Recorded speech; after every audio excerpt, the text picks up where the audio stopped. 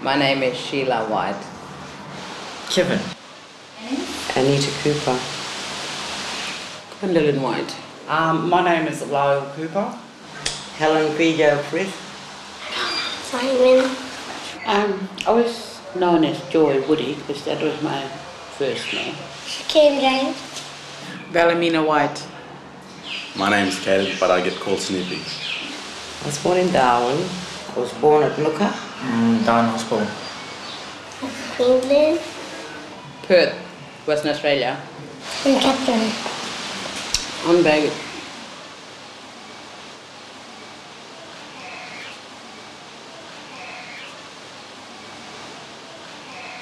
My father's name is Don White, who is from Daly River. My mum is Joy Woody, who is from Bellewen, which is across the harbour. Don and Joy White. My father's European name was Edward Victor Cooper. His Aboriginal name was Bungalow Beach. My mother didn't have an Aboriginal name. Her name was Margaret Snape. I'm Fiona Jane and Darren Bigfoot. My family my dad comes from an island. He's an islander. And my mum is a bush. He comes from bush. My mother came from Daly River. And my father came from Bellewen. You see, and when they have arranged marriages, it makes it okay because we are sort of like close, related family. And it'll make the girl sort of feel comfortable. But she can go to aunties, she can go to her cousins and sisters and uncles, like that. My mum come from Bellewen, other side of Mandorah, and father come from Pine Creek. My mum's name is Joy Woody, my dad's name is Don White. Adrian and Cliff. My mum's from Borroloola and my dad's from Tennant Creek. My father was named Fred Blittner and my mother was Ruth Blittner. They are both deceased now. My dad was born Borroloola, in the Borroloola area, so from his side was our Mara clan. My mum is from Hudson Downs, which is Minyeri, they call it now. And her side of the family from there is, and the clan tribe there was Alawat.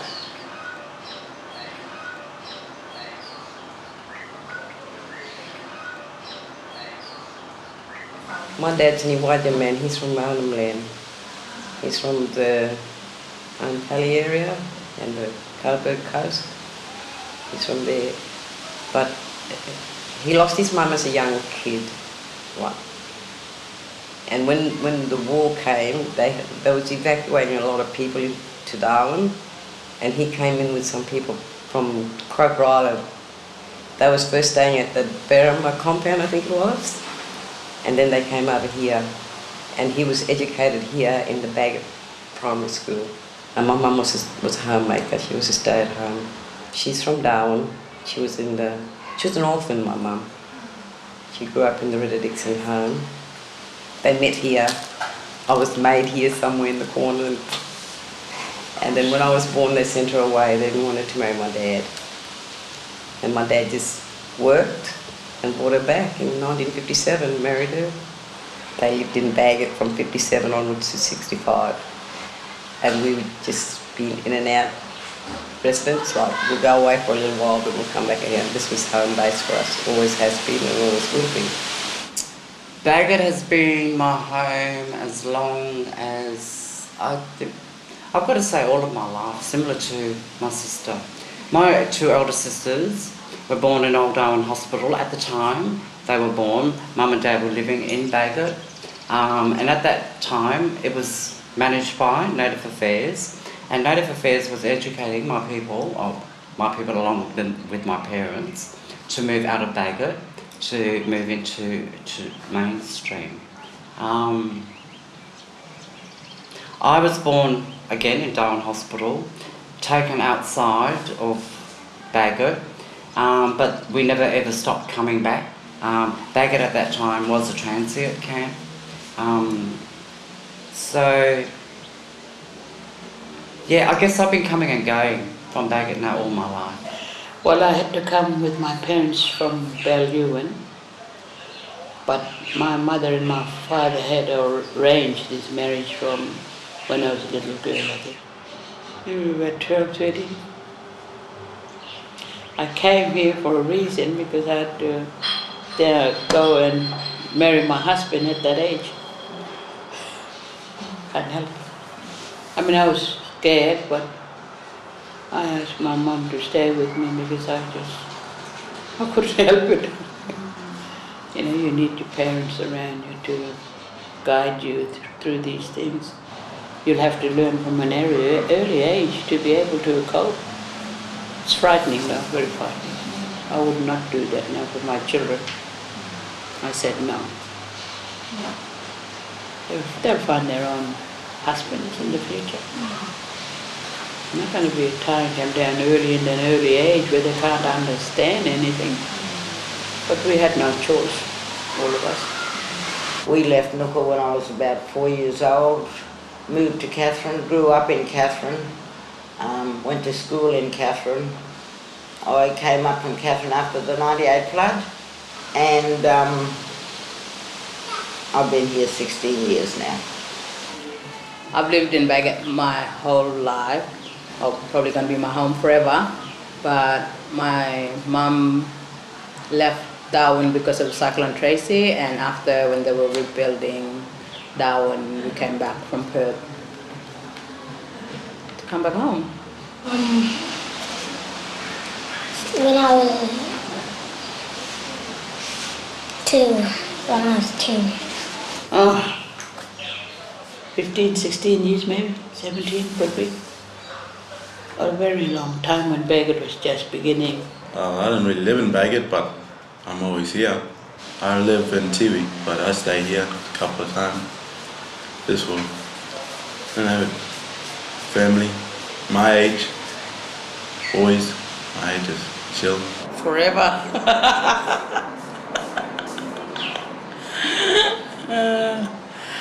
Yeah, my mom left this place, would have been in the 1970s, a bit after cyclone. We lived outside for a couple of years and then we came back in again. And we stayed here for a very long time. But my dad never left this place. No, my dad first came to Bagot in 1948, I think he said. This is where I was born, this is where I grew up. This is where I went to school as well. We went to school up here. I think I was maybe one of the last students to actually go to it. And then they shut it down, so everybody went to Ludmilla. It's a special place, Bagot, to a lot of people. Even the people that have left here, they will always come back and visit people here. I went outside to live for probably a year or two. Nah, I miss my family too much, so I come back. Just to see what it was like to live outside, I suppose. Like most kids do when they grow up. Have children and move out. But then come back. I'm still here, so it must be still home. It is home.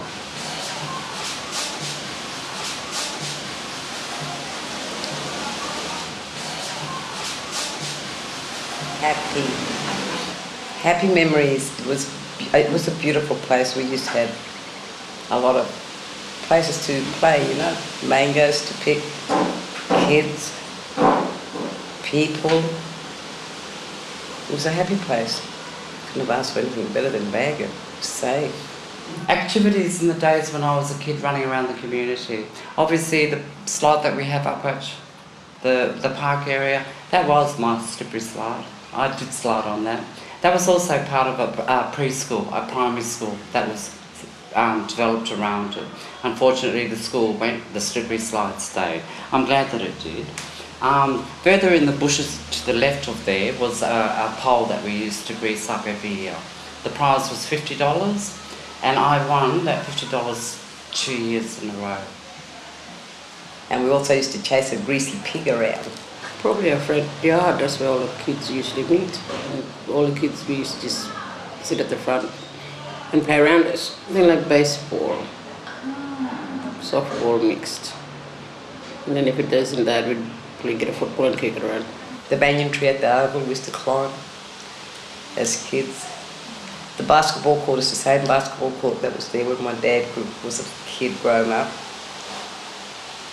The basketball side back then, in the 40s, in the 40s, when he was going to school, challenged the American Globetrotters. They came and they challenged the Bagot boys. The same basketball court. Doing sports, representing our community with other communities. Probably just being a tomboy and hanging out with the boys. Memories playing footy with my cousins and uncle. See, this is the new Bagot.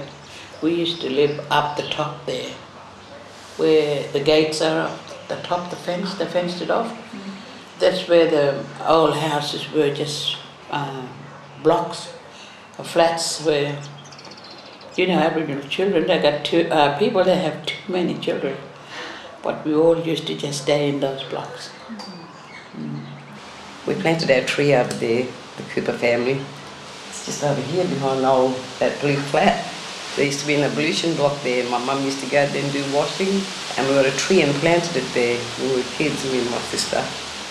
Auntie Gwen used to see us there every time. She said, well, you planted a tree there and it's still there. Your dad used to come here all the time and sit at that tree.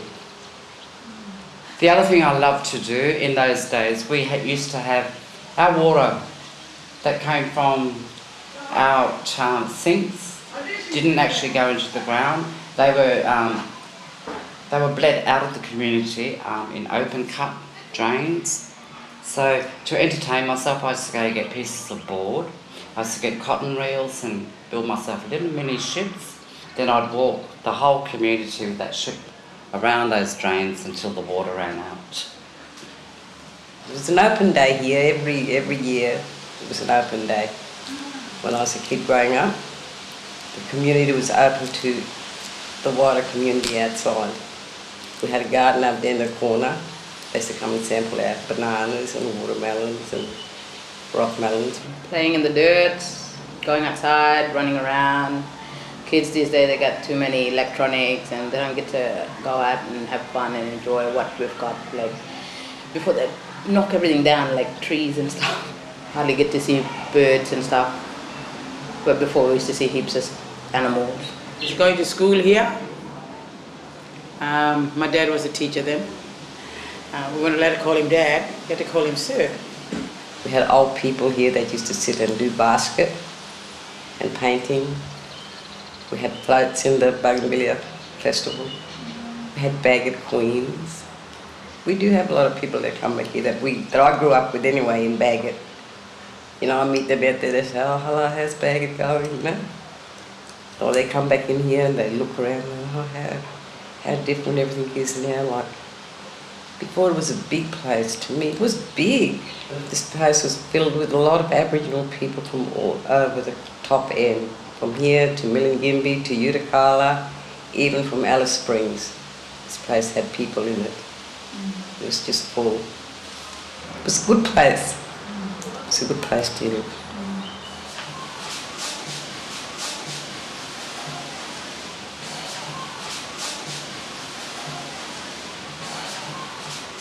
Can I describe myself in one word? I guess when you are a community member living in a town camp community, if you're going to describe yourself in one word, I'd say resilient. Happy, strong person. I suppose I'm a multi-purpose person. I'm good at footy, and I love playing footy. Motherly, probably. And I'm a struggler. Mother. A leader, I suppose you can say. And an elder too.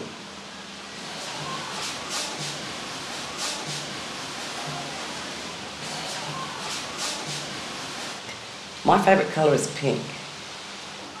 If I could wear pink all day, I would wear pink all day. But my kids think it's shocking.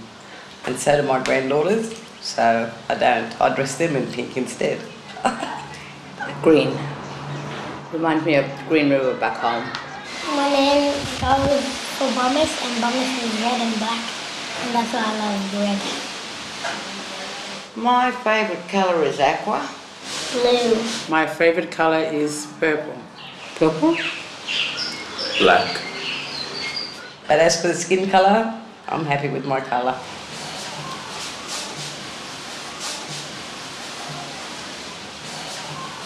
I have 8 children. I had 10.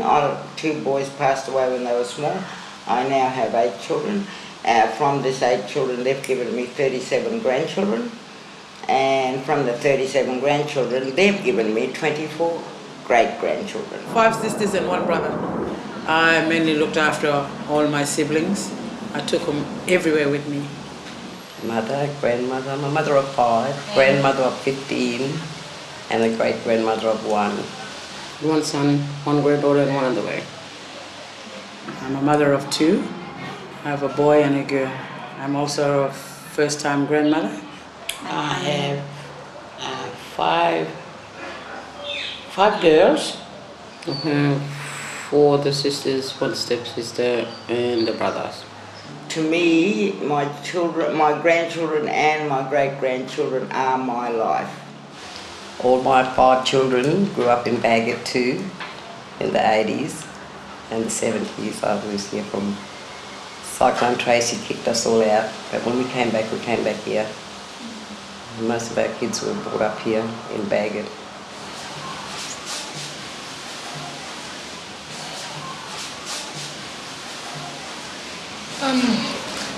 Down there to number 18. That's my house. My house is in the northeast corner of the estate. It's a 1-bedroom unit. House 24, I'm in the central of the community. I'm right in the centre. So it has its good ways and it has its bad ways, I suppose, because being in the centre, I can hear everything that's happening around the community. So you can pinpoint straight away if there is any disturbance at one house, you know exactly where it is. It's right down the bottom there, house 30, in the corner where Bulbul. It's close up to Bulbul Street. Probably almost in the middle of Bagot. The last place I lived in Bagot was House 31. Being in the central areas, when people have got music going wherever it is, we cop it. It's number 21, but I call it the back of beyond because we're at the back of Bagot, not at the front.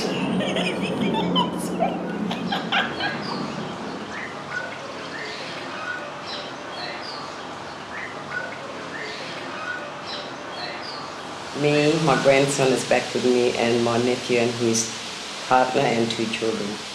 There's only 3 of us. There's myself and my grandchild Tanya and her little son, my great-grand, and Tanya's mother, Seneva, and her son, Kurt. That's all.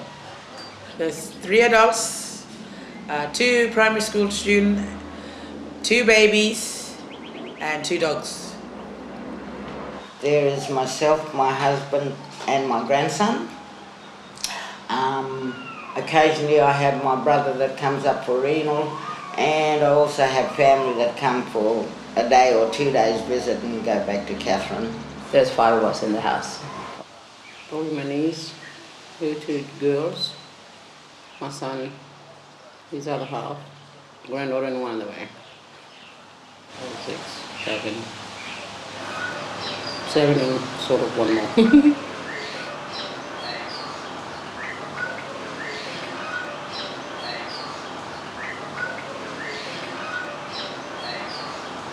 The most amazing thing I've ever seen. Lamborghini. Seeing tigers and lions and big and giant elephants.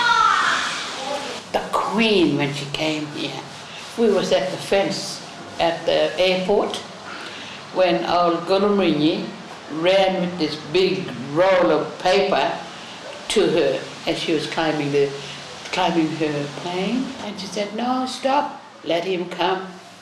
And I was crying at the fence.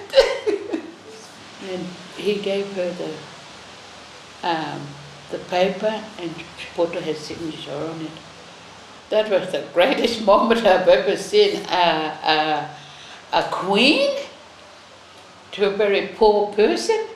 I tell you what, was just crying from airport back to Bagot. Because we were protesting too at the time and we wanted the Queen's attention. I've never seen anything like that before in my whole life. It would have been, and yep, this has got nothing to do with Bagot Town Camp, but we were part of celebrating the bicentenary in 1988. I guess that's something that, yeah, I will never forget, because it was a time when we were actually identified as Indigenous people. And we were also able to participate in it as a town community. Prior to that, the community actually sat idle with no activities. We weren't participating in any of the celebrations that were happening in mainstream. It was only in 1988, I believe, that we actually became proactive in moving forward as Aboriginal people living in town camps. Probably us young kids getting the opportunity to mix in our community, where it was different for our parents. They weren't allowed to leave our community. And yeah, have choices now, where before kids never had choice.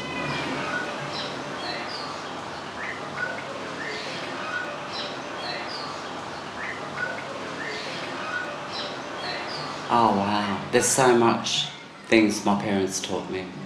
I guess at the end of the day, what I walked away from all of that education was they gave me a sense of pride, a sense of dignity.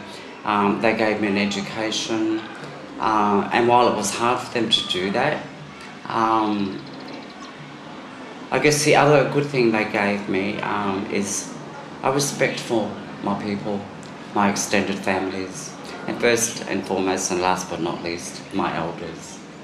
Probably looking after each other, important one. Dad taught me a lot of fishing and hunting. And I love fishing and hunting. To be strong, respect, try to respect people. Disciplined and independent. Fishing with spear without no fishing line. Respect the elders and stuff.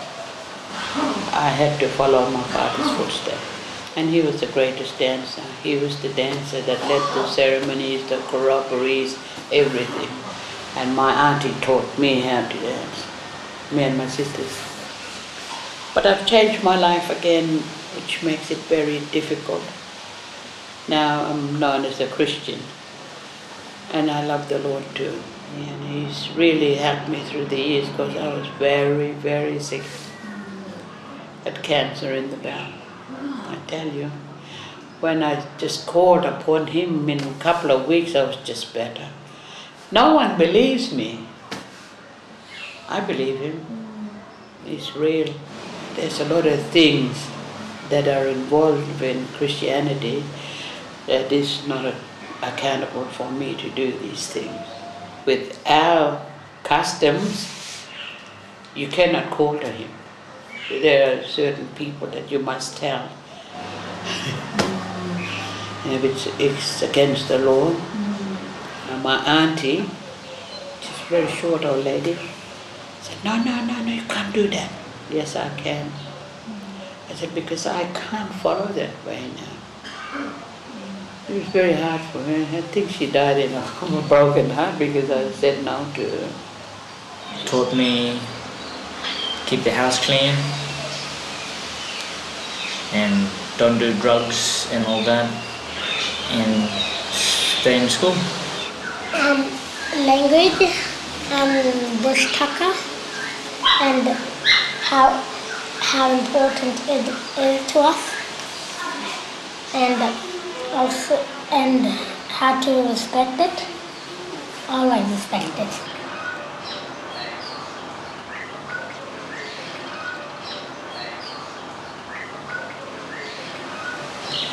My biggest victory is to be able to work for the community and make community agenda for development on community and self-determination.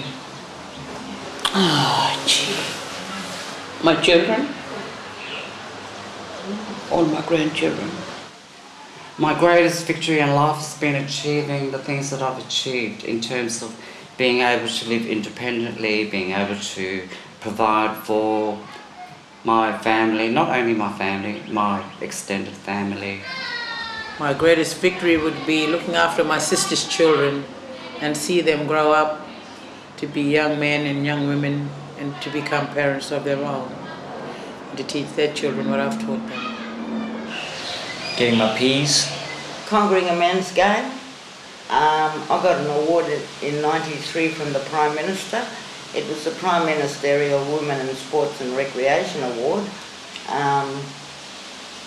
I know I played a lot of sports over the years, but I think this main one was because, and why it stood out so much is because I was coaching a men's AFL side, which I coached for about 8 years. Running this place for 6 years when I was the president. That was the most amazing thing because I suppose I would be the youngest and the first or second female running Bagot. I felt really, really good about it. That was the most amazing thing I've ever done.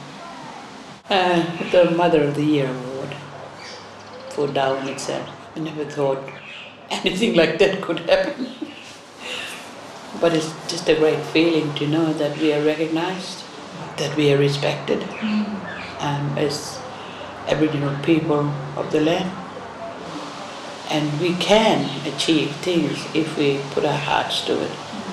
To see us hanging on to Bagot and to see Bagot still with us, the people that was here, and the younger generation now, because we are the young mob now that's coming up. Our parents first, we after, grandparents before.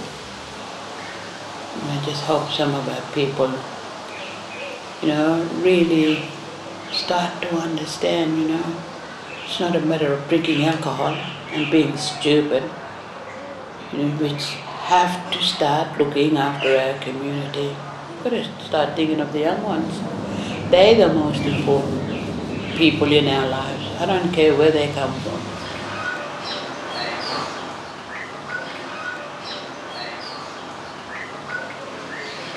My favorite place in Bagot is the fireplace, yarning night time with my family. My favourite place in Bagot, that's got to be at my house. My home. Probably at home. I guess it'll be my home. Oval, the football oval. You can go kick goals, just muck around. Everywhere, I suppose, when you look at it, because I'm not sitting in one place all the time, I'm everywhere. At Osh, playing with kids. It's all in the afternoon when you finish school, and when you're feeling bored, you just go there and play for a little while and cheer up and go there for breakfast every morning, and you feel when you're feeling hungry when you're playing, you can just go eat there. The whole lot, the whole of the community. I love the whole community. It has a special place. It does.